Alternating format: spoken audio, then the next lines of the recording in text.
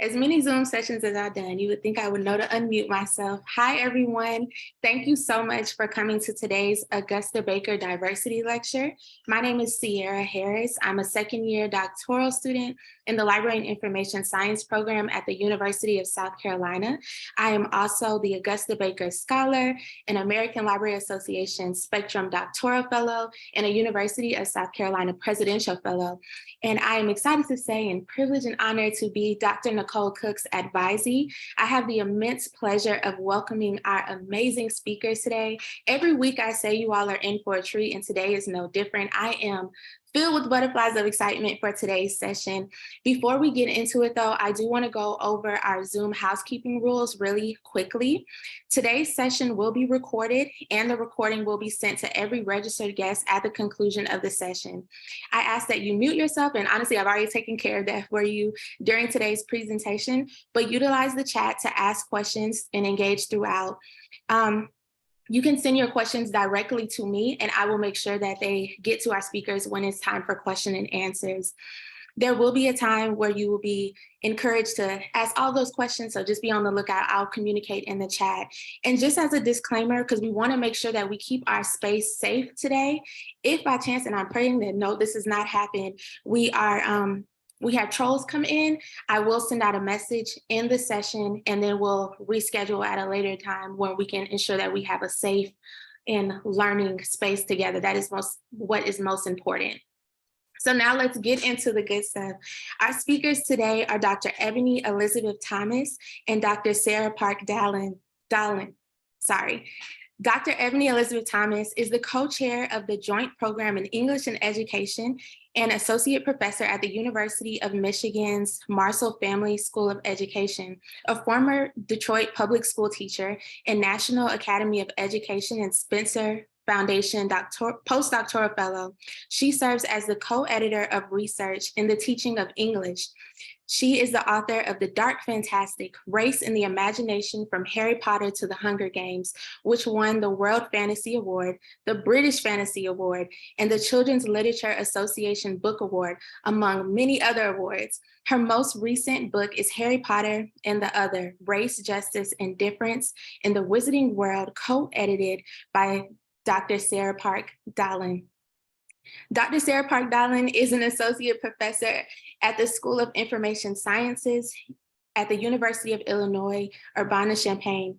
She researches Asian American youth literature, transracial Korean adoption. She co-edits research on diversity in youth literature, co-edited, like I said, Harry Potter and the Other: Race, Justice, and Difference in the Wizarding World, co-created the Diversity in Children's Books infographics, and co-wrote the Apollo rubric to evaluate Asian American and Pacific Islander youth literature. I might tell you a joke, but I never tell you a lie. You all are in for a treat today. Let's welcome our amazing speakers.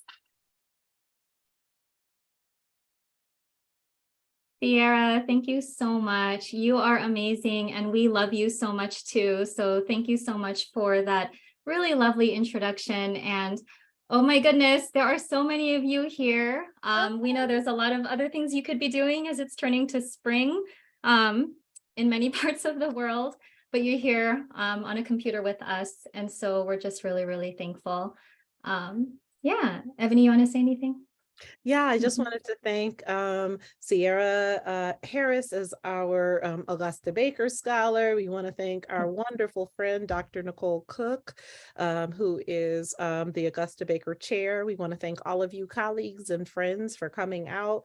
Like Sarah said, March, not quite spring, and you could have been doing anything else this evening, but you're going to hang out with us. And we have a presentation, but Sarah and I really want to talk to you and hear about your perspectives on this book and about kids' books. So, yeah.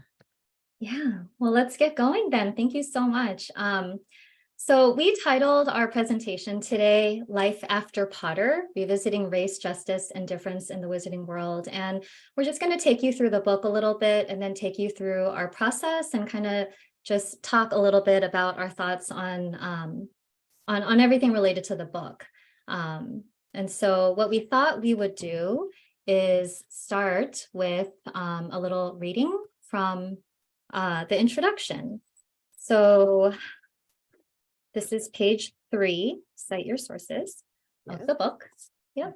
And I'll go ahead and start, and we'll just do every other. So, introduction by Sarah Park Dahlen and Ebony Elizabeth Thomas, Who We Are in the Wizarding World. When Sarah and Ebony met in 2006, we were huge fans of the Wizarding World of Harry Potter. Sarah began reading the Harry Potter series in the early 2000s, just as she was beginning to study children's literature. Meanwhile, Ebony began her Hogwarts journey as a 5th grade teacher in Detroit when an unknown person left a copy of Harry Potter and the Chamber of Secrets on the threshold of her classroom right before winter break in 2000. 6 years later, we were both anticipating the final book and movie, having enjoyed midnight book release parties and fan conferences, engaging in fandom squeeze and fandom wars, and sharing the adventures of Harry, Hermione, Ron, and their family and friends with the young people in our lives. Back then, we were 20-something graduate students. After finishing our PhDs, multiple moves, tenure, grieving losses, both of us, marriage and a daughter, Sarah, health challenges and nibblings, Ebony, and the joys and stresses of life, we are now 40-something associate professors.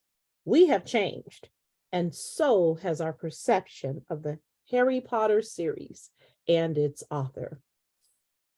We write these words with heavy hearts. As scholars of children's literature, as women of color, Sarah is Korean American and Ebony is Black American, as advocates for diversity, equity, inclusion, and justice in children's and young adult literature, and as citizens of the world, we have found ourselves puzzled, dismayed, and angered by the words of a billionaire best-selling fantasy series author who uses her platform in ways that are harmful. The wizarding world of our young adulthood is now under siege because the author who created it chooses not to see everybody as whole persons.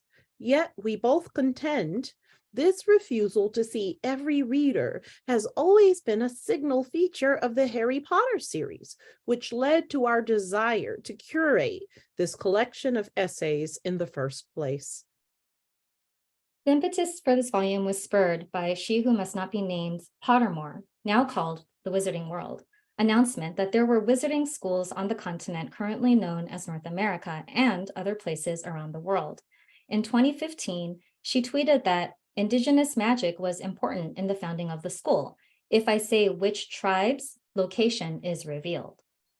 Scholar activist Adrienne Keene, enrolled member of the Cherokee Nation and writer of the Native Appropriations blog, wrote, quote, I'm nervous about Indigenous magic and specific tribes being associated with the wizarding school, end quote. The school, which dates back to the, quote, early 1600s, end quote, was established at a time when there was intense, violent conflict between Indigenous peoples and white settlers. Scholar activist Debbie Reese, enrolled member of Nambe Pueblo, read the first short story, then blogged that, quote, each paragraph of that short story was laden with troubling misrepresentations of Native peoples, end quote. We share the concerns of Indigenous peoples regarding the wizarding community in the United States. The world building of that wizarding community took liberties with those existing Indigenous cultures. She made stuff up. In 2015, Keene explained, quote, the problem is that we as Indigenous peoples are constantly situated as fantasy creatures. But we're not magical creatures. We're contemporary peoples who are still here and still practice our spiritual traditions that are not akin to a completely imaginary wizarding world, end quote. After the first story came out in 2016, Keene wrote, quote, She Who Must Not Be Named is completely rewriting these traditions that come from a particular context, place, understanding, and truth, end quote.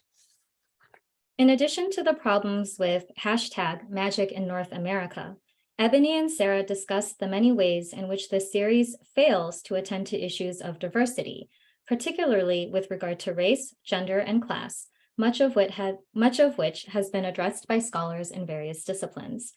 Existing studies include the relationship between religion and Harry Potter, interracial relationships, She Who Must Not Be Named social justice agenda, and how young people growing up in the Wizarding age experience and interpret the series. Given that she continues to expand and reveal more details about the Wizarding world, both at Hogwarts and elsewhere, some fans and scholars are conflicted and concerned about how the original Wizarding world, which is quintessentially white and British, manifests in other worlds with which she may be less familiar. Therefore, it is a good time to publish an anthology that specifically interrogates representations of race and difference across various Harry Potter media. Young people who are progressive, liberal, and empowered to question authority may have believed that they were reading something radical, but as the authors in this volume demonstrate, a deeper reading of the series reveals multiple ruptures in our understanding of the liberatory potential of Potter.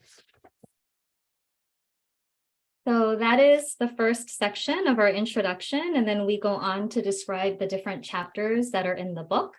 And we're just gonna share with you the 3 parts. We're not gonna read this for you though, so you can just take a look to see the variety and different topics that people have written about. And we're deeply indebted to each of our contributors without whom this book would not have been possible.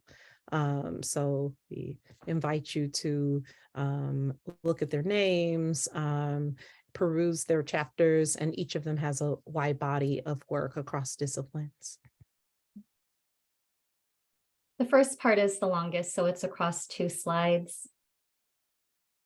Mm-hmm. Do you want to read the 2 parts? Yeah. Part 1, race, gender, and gender identity. Across 2 slides. Do you want to read part 2? Yep. And part 2 is #Black Hermione. Yeah, and we thought this deserved its own, because we were editing this collection kind of in the midst of everything that was happening with the casting of the Cursed Child. And so it was a very immediately relevant topic. And so we saw no reason not to accept multiple chapters on this controversy. And this is part 3, History, Pedagogy, and Liberation. So it's a really great combination of chapters that address various different aspects of the Wizarding world, including the late Susan Howard. She passed away before she could hold this book in her hands, but she wrote about how she could teach Harry Potter when she herself was an other. And then a really interesting look at the legal system, an essay by Charles Wilson. So those are the chapters that we have. And Ebony? So the purpose of our presentation is threefold. First, we believe that as scholars, what we do is not neutral. As teachers, what we do matters for the next generation. And as librarians, and I'm just a friend of libraries, but as librarians, we determine what each successive generation reads because we put books in kids' hands. And so therefore, we believe that since every child deserves books where they see themselves and they get mirrors, windows, and doors to the self and to the world, we have to hold authors who break that promise accountable. Now, there's much we can talk about during Q&A about how you do that, but we believe collectively and then with our authors and contributors that it is vital that we are not silent about recent statements, actions, and political and financial contributions that this particular author has done toward dehumanization of people, especially trans and gender nonconforming folk. We disagree with it. Sarah, do you want to say something about the fresh research and the research part of the presentation? Sure. So as you heard us read from the introduction, there has been an awful lot of scholarship, and it has been really rich and interesting and provocative. about Harry Potter. And we wanted to create a volume that was specifically about Harry Potter and the other. There have been, essays about Harry Potter as an other and things like that, but we wanted one place where we could collect a variety of essays. And to be very honest with you, as you heard from our introduction, one of the reasons why we wanted to do this was because at the time, Pottermore had just launched and there was this whole Magic in North America thing going on.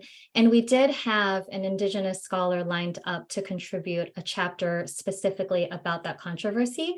Right. But that person had to back out and we were not able to find another person by the time we ended up publishing the volume.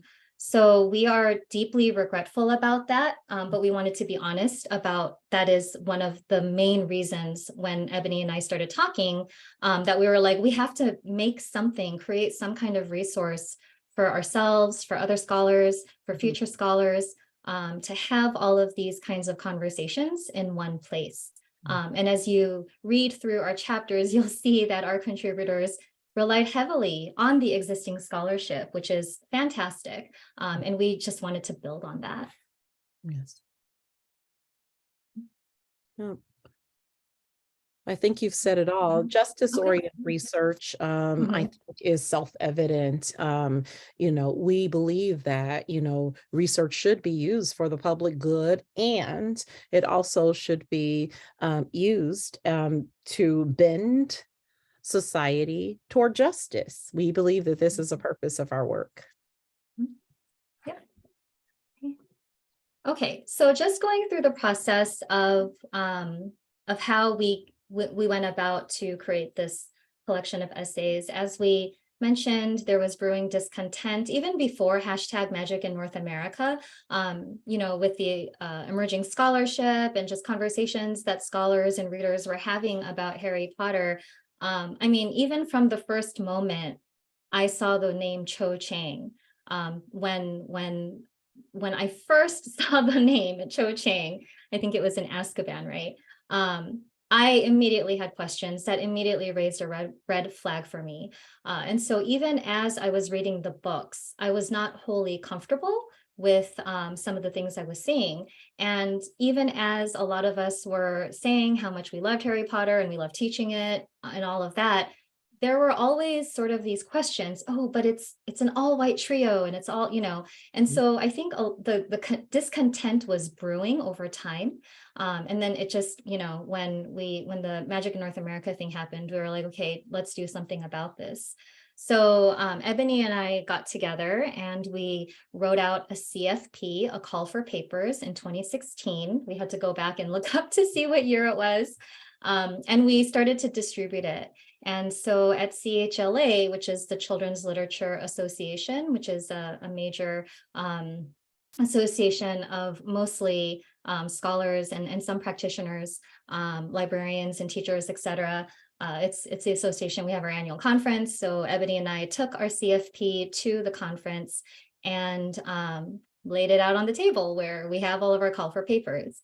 The University Press of Mississippi, which is the publishing, the official publisher of CHLA, saw our call for papers, and they actually reached out to us and asked us if they could be the publisher of the book. And we were like, okay, why not? And so we signed a contract with them. And as we mentioned before, our Indigenous colleague had to back out of her chapter. And so Ebony and I decided to extend the call to see if we could find another person. And I'm sorry to tell you that we were not able to.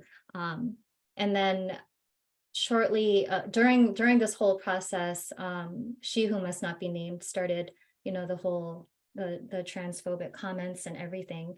And so at that point, we said, let's see if we can put out another call for a chapter specifically on transphobia.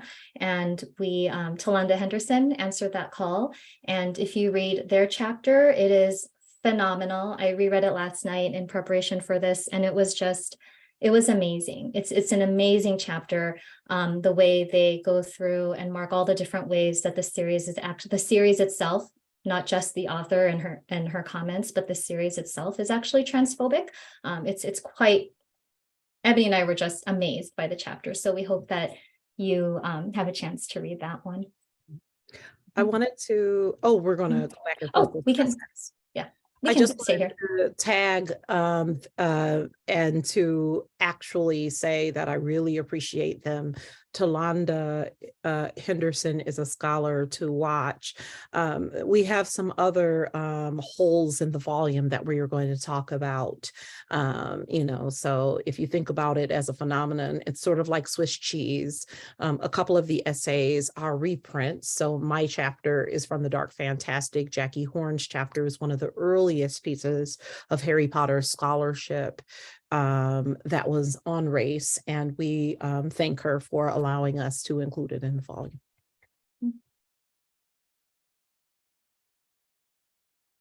Okay, I'm ready now. We're trying to learn how to tag team on Zoom. There's an art to it. So yep. Next slide. Oh, no, did you want to go over this part? Oh goodness, the process of reviewing essays. Yes. This is sorry, it looks the same. We really do a good job twinning since we've been friends for almost 20 years, but sometimes our dust is showing.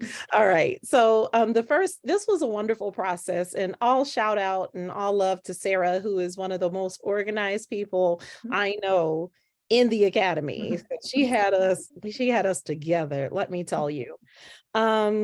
First, we reviewed the initial essays that were sent in, and we provided feedback to authors. That took a minute because we began this process in, I think, the second half of 2016, going into 2017. And first, Sarah went up for tenure, and then I went up for tenure. And going up for tenure sounds like it's really fun. It's like going to a ball game, and it's actually not. And so everything just took twice as long. But finally, we got to send the book to the press for review. I believe we sent the first round before the pandemic, right before. Is this right, Sarah? It was like maybe it's all a blur. Okay, yeah, because we went through tenure. First, Sarah 1 year. Second year, I went through tenure. Then I had surgery, and then Sarah moved institutions. Then there was a pandemic. Then I moved institutions. Then I moved. Then Sarah moved. So that's then the 6-year process. So in between all that, we submitted the volume to the press for review. We got really amazing feedback. The press was super excited about the volume. Thank you so much to both the Children's Literature Association and to the University Press of Mississippi. Both have been enthusiastic supporters of this volume. The volume was submitted for just one round of review, and then they gave us a revise and resubmit. We resubmitted it. It was accepted. There were copy edits. Our authors had the opportunity to both respond to reviewers and to look over their chapters in the copy editing phase. Promotion kind of got hung up. We had a virtual launch. My health prevented us from going on the road, but that's why we're very happy to accept this invitation and to continue to promote and talk about the volume this year. And we really want to engage with folks who are using the volume in their librarianship and their teaching and their research. We believe this is, just one part of a many splendored conversation. By no means do we think that this is the only volume on othering, race, and difference. We both wholeheartedly support other future critiques of the series, especially in retrospect and its associated media. There's a lot to be said here. Yeah, Sarah, especially as the Wizarding World continues to grow, right? Wasn't there just like a new game or something released last week? Yeah. One of the things I was going to say was that in our promotion, I think I was at Hollins when I received the book. It came out a little bit earlier. And Ebony, if you remember, the books arrived in the warehouse in June, and we did not want the book to be out in the world during Pride Month. Yep. We did not want to spoil and trigger anyone during Pride Month. And so we had specifically asked the press to not send the book out because we knew the timeline was going to be the summer, but we said we did not want it to be out during June. But something happened and the book got shipped during June, and people ended up receiving it, I think like around June 27th or something like that. And so Ebony and I were really, really angry about it. And we personally did not promote the book until after June was over. So that is something that I wanted to say. We had a virtual launch event. If you were there, you recognize these slides because they're similar. But we had a virtual launch with a lot of our contributors. As many who were able came to that and read a portion from their chapters, and that was lovely. And yes, we invite engagement, absolutely. Okay, one more so thing before you switch. I just wanted to say, I wanted to thank publicly because some of our, or many of our colleagues are queer and trans, and people were really amazing, like as far as, because we felt like, you know, should we change the name of the book? Because as She Who Must Not Be Named just dialed up all that nonsense and meanness and just egregiousness, we thought, well, how can we even critique this series? Should we just try to erase it from collective memory? And from the bottom of my heart, or the bottom of our hearts, Sarah and I really want to thank you, because people understood the intent of our volume. It was not to promote, it was not to celebrate, it was definitely to hold accountable and to inscribe into the academic record some of the impact that, you know, this series had on readers. So that's all. I just wanted to. Yeah. So some of the other things, is it my turn now? I know we're going back and forth a little bit. Some of the additional considerations we had as we were curating this collection is just really holding She Who Must Not Be Named accountable for the harm that she had put out into the world. We wanted broad inclusion of different topics and different aspects, like different perspectives. And so even though we got, you know, a good number of essays about Black Hermione, they all addressed that controversy in a different way. And so we very happily welcomed all of them. Yeah, and you know, and then as Ebony said, we wanted to mitigate harm. We wanted our book to contribute to a conversation that was going to mitigate harm. But you know, as we were curating the volume, we had a lot of conversations about the gaps in our book. So although a couple of our scholars do mention, for example, anti-Semitism, we don't have a chapter specifically devoted to that thoroughly investigates it. And so there is a lot more, there is a need for a lot more research, and we really, really hope that other scholars will take up some of the big gaps, the big gaps in our own volume. So, okay, so this is, Ebony, do you want to do this one? Yeah, sure. So Sarah and I were thinking about, now that it's been 7 years since we had those initial conversations about the book, and now the book has been out for about a year, we were wondering what would this have been like if we had started the book in 2023 instead of 2016? First of all, would the book even exist if, you know, we began in 2023? Maybe we would think, okay, we don't need to give any more air or light to this person or her work. But maybe we would have thought about tackling it differently. Certainly, both of us have agonized over the readership, and especially the authors, the contributors we invited to the book. So we did the 3 rounds of CFP, but also what if we had gone directly to younger, newer, and emerging scholars, and also people who are not scholars to contribute. I love the point in chat that Cole has raised that, you know, what about people who are not academics, right? Like, and so I would love to actually see, I wouldn't contribute, but I would definitely buy it and support it, and I would blurb it or whatever people want it. We need more nonfiction takes on this. I think finally, what about the genres published in the books? And I think that gets to accessibility. Like perhaps maybe there's like sort of I see people noting the Hogwarts HBCU trend. As an HBCU graduate, I think that, you know, I have such mixed feelings. I was going to type that in chat, but I'm supposed to be presenting. I want to like be a participant and a presenter too.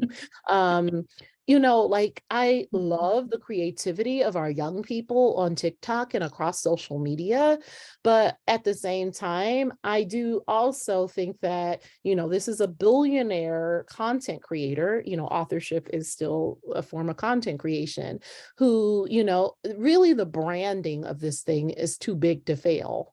You know, like, so that basically you see these constant rehabilitation efforts on the part of Warner Brothers, Scholastic, and because the brand brings in so much money. So I was thinking, well, what if we had invited people to do a satirical cartoon? I know that sounds weird, but I did it as a journal editor, an academic journal editor. You have somebody make a cartoon and then that can go viral and you can spread that on Instagram. So Sarah and I have been having this conversation since before the book was published, and we would love to, oh, hi, Dr. Martin.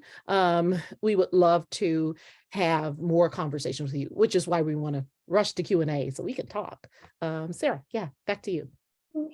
Sounds good.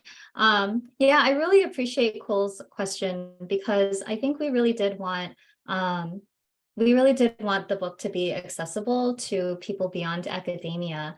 And so I hope, and you can let us know what you think after you've had a chance to read it, but I do hope that our writing is accessible and that it's that it would be appealing to a variety of audiences.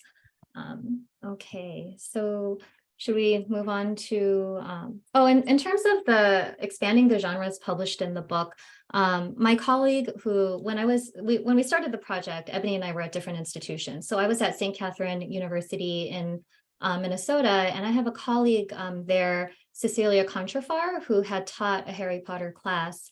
And I believe her book title is Wizards of a Certain Age or something like that. But if you look up Cecilia Contrafar and Harry Potter, you'll find her book. And what she did was she took I think it was maybe the first or the second year of students when she first taught the class, had grown up with Harry Potter. They were 11 when Harry was 11, and they came from all different backgrounds. And so the genres published in this collection are actually quite unique.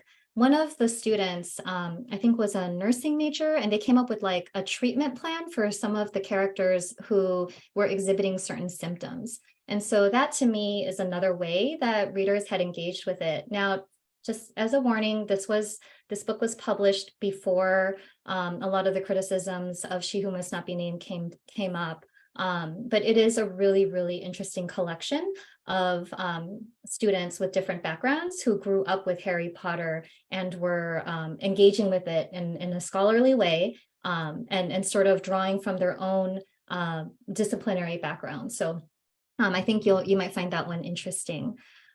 Okay, so life after Potter. Ebony, what more needs to be said or done, and where do we go from here? Yeah, I'm thinking that, you know, like, wow, I really want to hear from people in the chat. The chat is incredible. The chat is just incredible. There's, you know, lots I want to talk to people in there about. But one of the things I think we should do will be on one of our future slides, because in 2000, the landscape of children's publishing looked completely different than the landscape of 2023. And many of you, our colleagues in the chat, you have been instrumental in changing that. And it has been the honor of I know I'm corny, but it's been the honor of a lifetime to walk beside so many hundreds and thousands of people who have tirelessly at great cost to your profession. You know, we have all received all kinds of blowback. We're also seeing so much going on the national scale. I thank you for being steadfast. So we don't just have to give people this book or this series.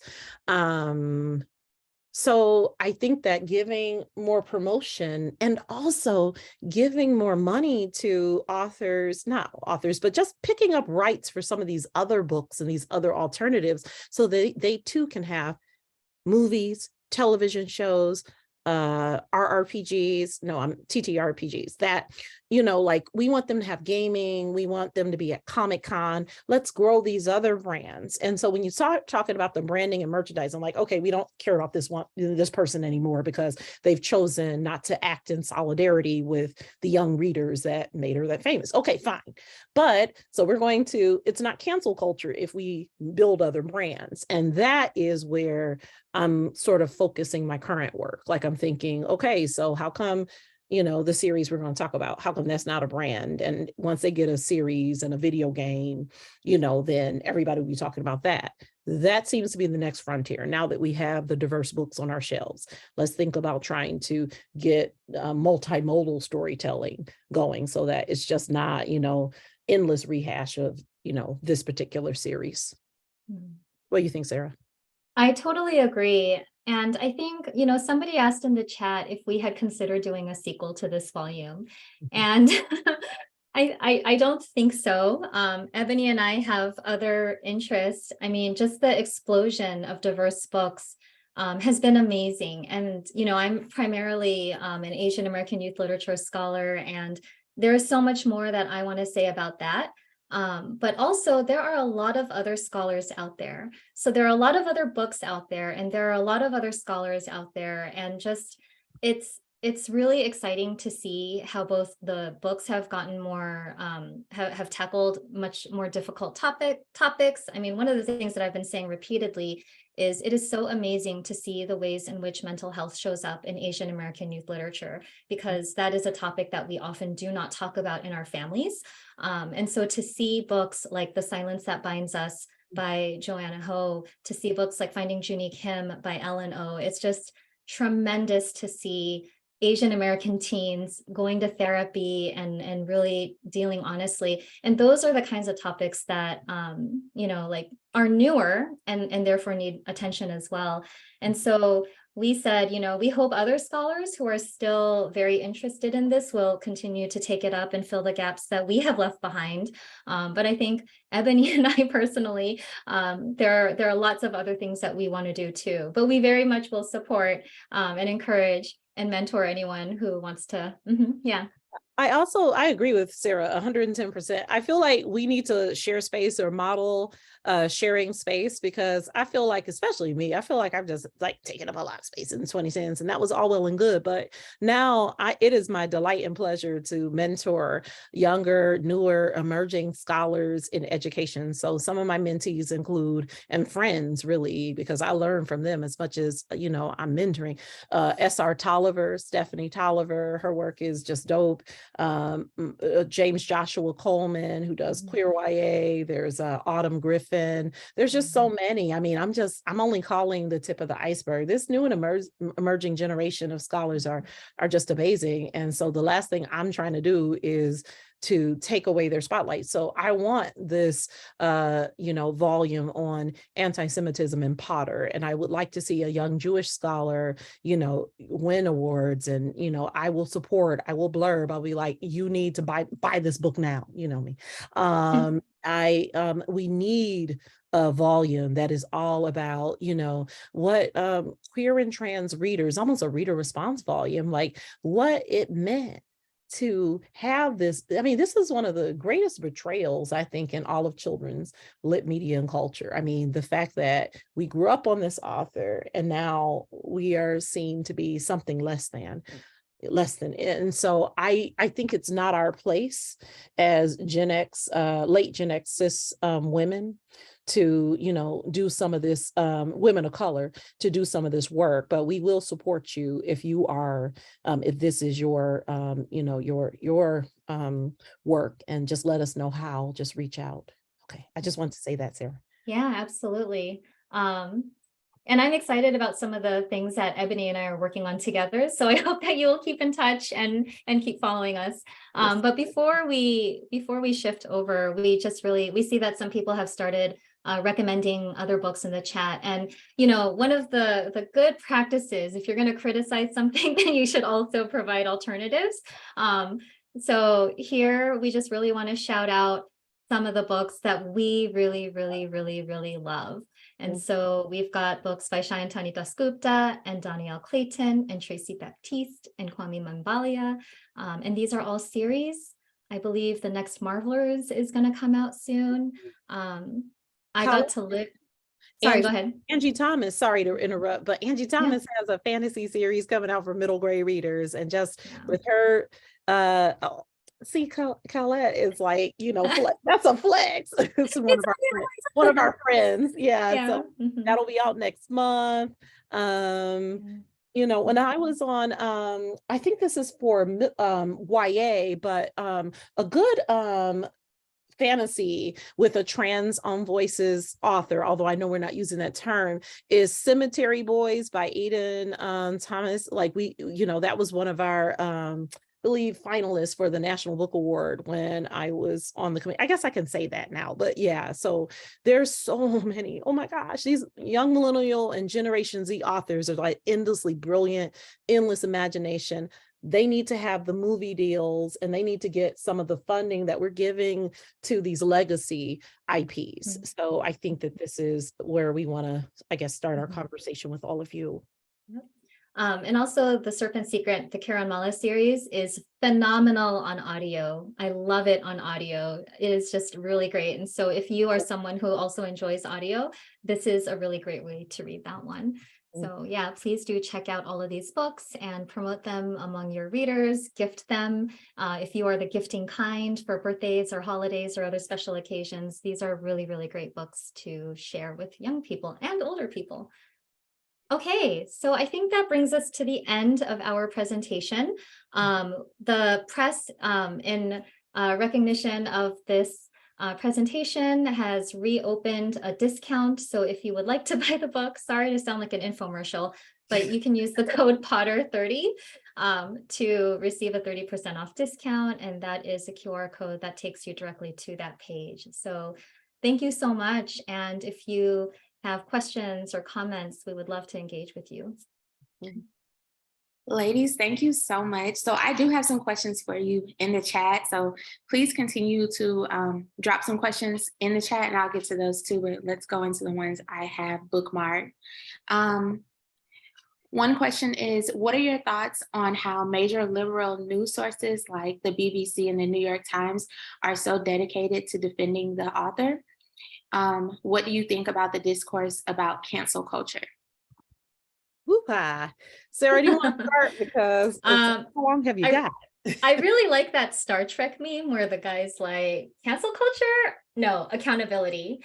And I think that's exactly it. It's the way that you frame it, right? You can frame it as cancel culture if you're being, what's the word? If you want to like criticize the work that we're doing. But actually what we're doing, and that's why we use this word multiple times, what we're doing is just holding people accountable.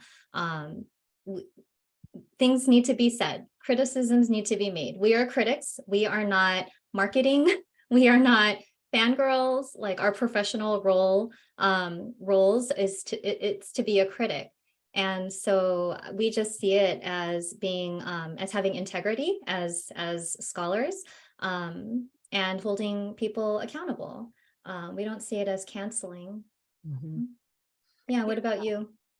Well, you know, one of the things that I find amusing and not amusing, it's actually terrifying, is that, you know, 4 years, like 20 years, as long as I've known Sarah, going on 17, we've been saying that children's literature is like one of the most important aspects of society. Like, because if you, anyone who influences the imaginations of young people influences the future. And my friends in education, I love us so much, especially education scholars who are critical and radical, but I got made fun of kind of a little, you know, and good natured, you know, for more than a decade. They're like, oh, Ebony's over there with those children's books and comics. But the far right actually saw it. They saw the point. They're like, oh, no, you cannot like influence our kids' imaginations. That is not what is going to happen here.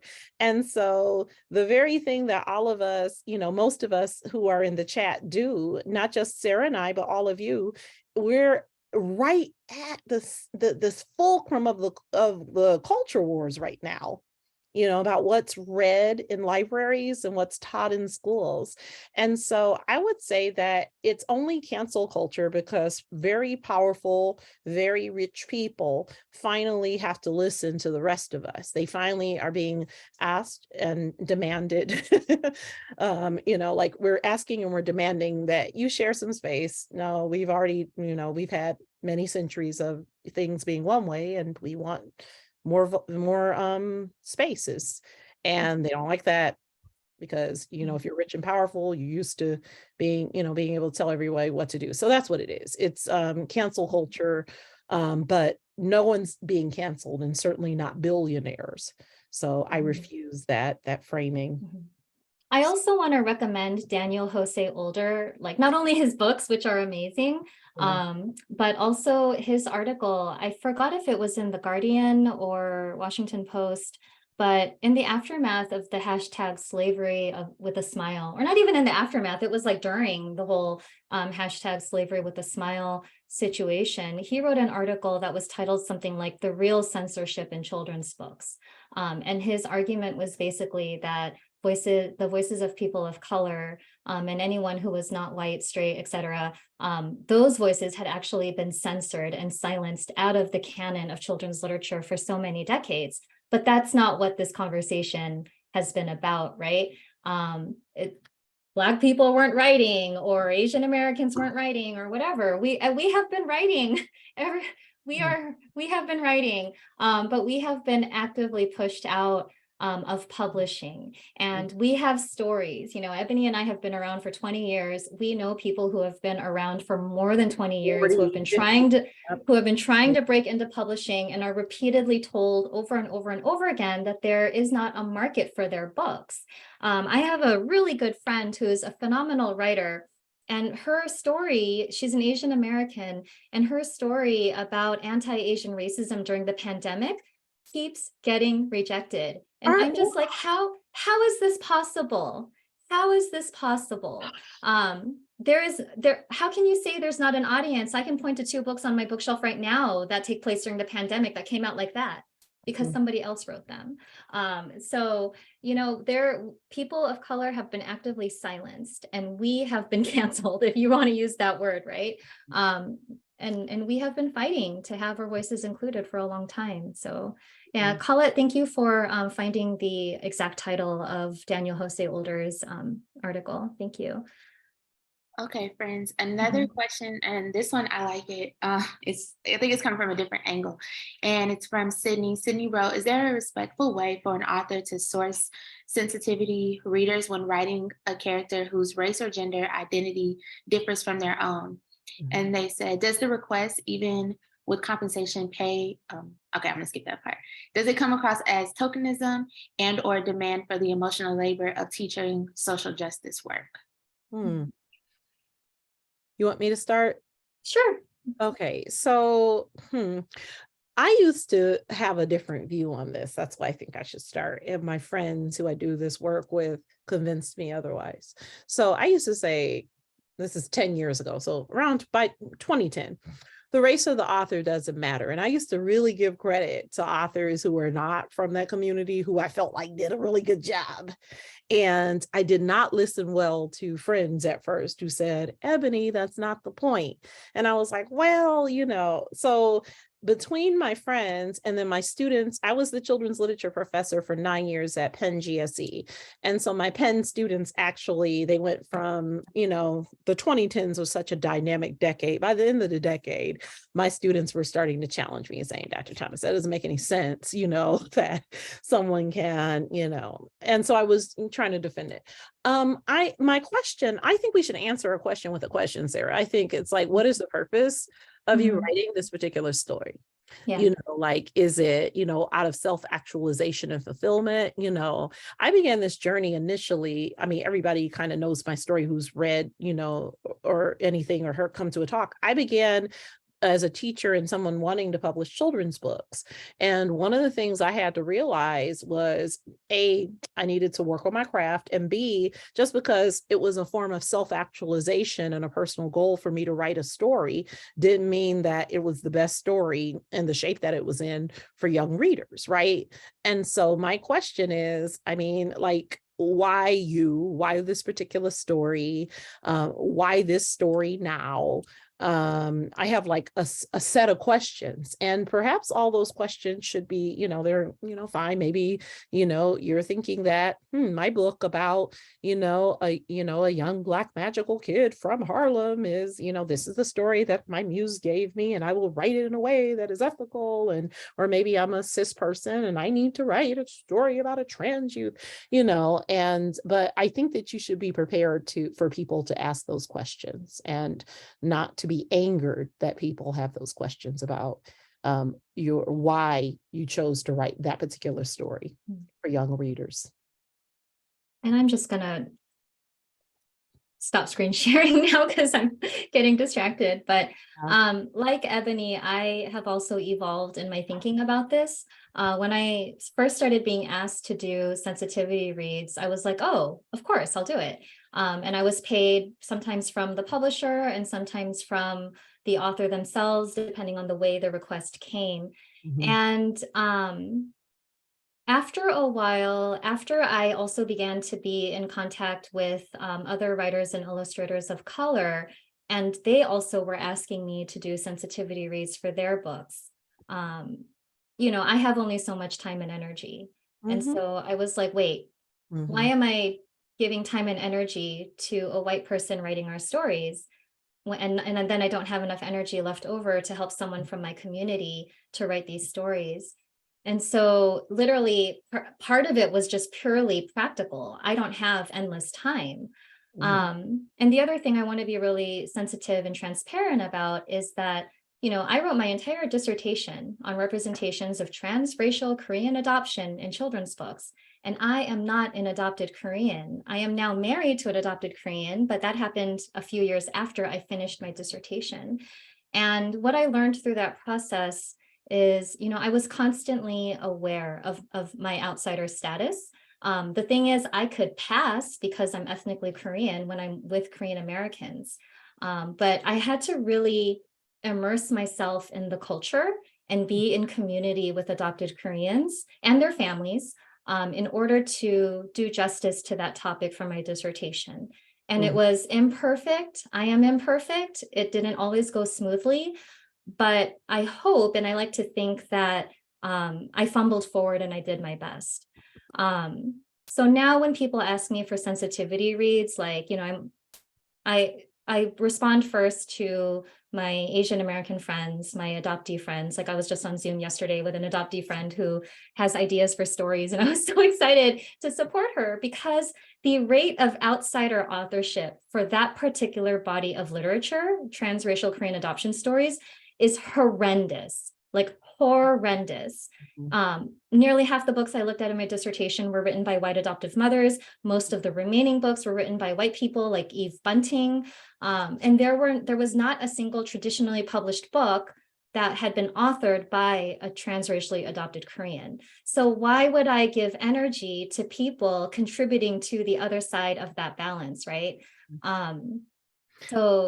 And Yeah, when we say that, it's like, we don't hate white people. I'm so tired of that. Like, it's not that we hate it. Like, we're not engaging in reverse racism or we hate white people. It's quite the opposite because so many of our, we're doing this work along with a bunch of white folks, including people in the chat. It's just, we're asking these questions. We're thinking about how inclusion means including everyone, right? So it means, like, how do we build the beloved community? Certainly, I've made mistakes. Myself, I'm not perfect. There have been so many things that times I've messed up publicly over the past 20-25 years between academia and fandom. But at the same time, you know better and do better. And so, you hash it out and you try to come to some kind of consensus. And so I just feel like with sensitivity, and then I know, Sierra, you have other questions, but, just thinking about, is there a way to avoid tokenizing or emotional labor? And I think that's really difficult. The more and more I'm listening to folks, especially our younger folks who are entering these fields, it's kind of hard because everybody got a little light under the sun. That's not me.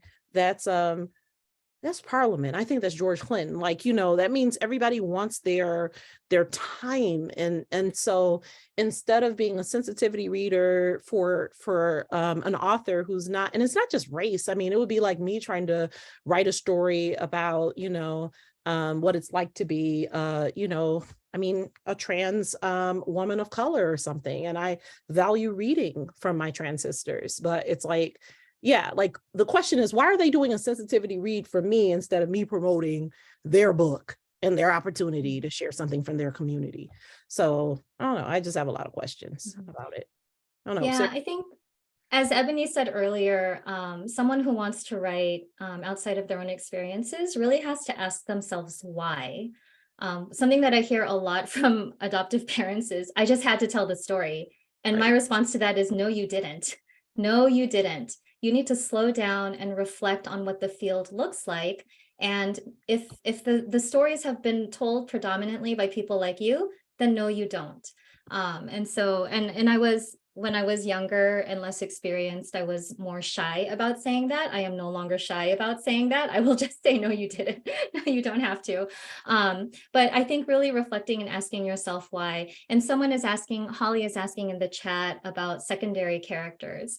And there are so many stories where the main protagonists are white. I mean, we're talking about Harry Potter, right? Where the trio is white and almost all the people in positions of authority are white and all the characters of color are really, really flat. And so I don't want to perpetuate that. And I appreciate the instinct to have more fully fleshed out characters through something like a sensitivity read. And I also just want to echo what Ebony said about, like, this is not about like hating white people or not wanting ever to work with white people. I have actually done sensitivity reads for very close friends of mine when I think their projects are, yeah, I can see what you're doing with it and I want to help you to make this a good book. And I also have done sensitivity reads for Asian Americans. So, for example, Bao Fi in his book, Hello Mandarin Duck, there's a Korean American content in there. And so he asked me to read for that content. And so there's so many nuances and details to being a sensitivity reader that it's not just like, yes, I will, or no, I won't. I do give deep consideration to every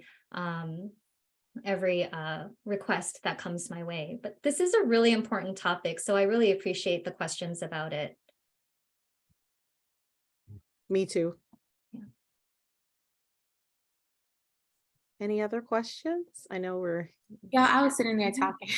I was sitting there talking. This mute button is killing me today. We have time for one more question. And I think this is the question everyone wants to know.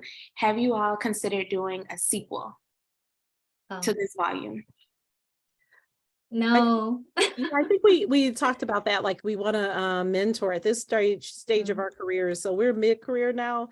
We want to be mentoring other people to come and take over this work, because one of the things about activism is, like, you got to pass it on. You have to train people, because we're seeing some of the generational gaps are from people who, maybe tried to train, or, let's give a generous read. Just, the work didn't get passed on, and so then the work has to get redone. So yeah, so that's, I'm sorry, I'm putting an earring.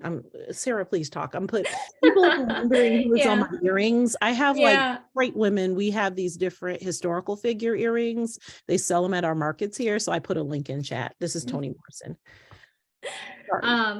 Yeah, no, it's fine. But yeah, as we mentioned, we have other research interests. We're working on, I think, 2 new projects together. So it's not the last you've seen of us together, but I don't think we're quite ready to announce what they are. And they are not Harry Potter related. The only relationship to the book is that we enjoy working with each other. And through the process of doing the Harry Potter book, we realized that we could do something else similar together. And so we have one idea that's sort of similar to that, but not Harry Potter. And then another idea that we've been invited into. And I'm sorry to be so vague, but it's really, everything is just like so early. We can't really say what it is. And then we both But have our own individual projects, both critical and creative. So, and things are imminent. So we just can't announce quite yet certain things. Yeah. So yeah, but there was a question in the chat about doing sensitivity reads as a class assignment. And I love that. Earlier in the chat, I had put a link to the Apala evaluation rubric, and that was really inspired by the hijabi librarians. If you just Google hijabi librarians, their blog will come up, and they have an evaluation guide for Muslims in children's literature. And so if you can create an assignment where you have your students deeply research a very specific particular culture, and then have them evaluate a group of books and see how they do, like, have them read the hijabi librarian's checklist, have them read the Apala rubric, and then have your students evaluate that. I mean, if you want to invite me to your classroom and like I can facilitate that kind of activity for you, I've done that a lot for librarians and teachers, I'd be happy to. But yeah, giving students an opportunity to exercise those evaluation skills, I think is really important. So thank you for that question. Yeah. Friends, we are at time. This has been amazing. I just want to say thank you again to our lovely speakers. And I want to encourage all of our attendees today to come to our next session. I'm going to drop them in the chat. Y'all, can y'all believe it's already been 3 lectures? It is flying by and I'm having the time of my life. So please register for the next session. I hope to see you there. Tomorrow, everyone will receive a link to the recording, as well as I'll upload all of the resources that were shared in our chat to the Augusta Baker Diversity Lecture Google site. So it'll all be there. You can register. It's a one-stop shop. So thank you all so much. I look forward to seeing you next Thursday at 4 p.m. Bye. bye. Thank you. This is amazing, y'all.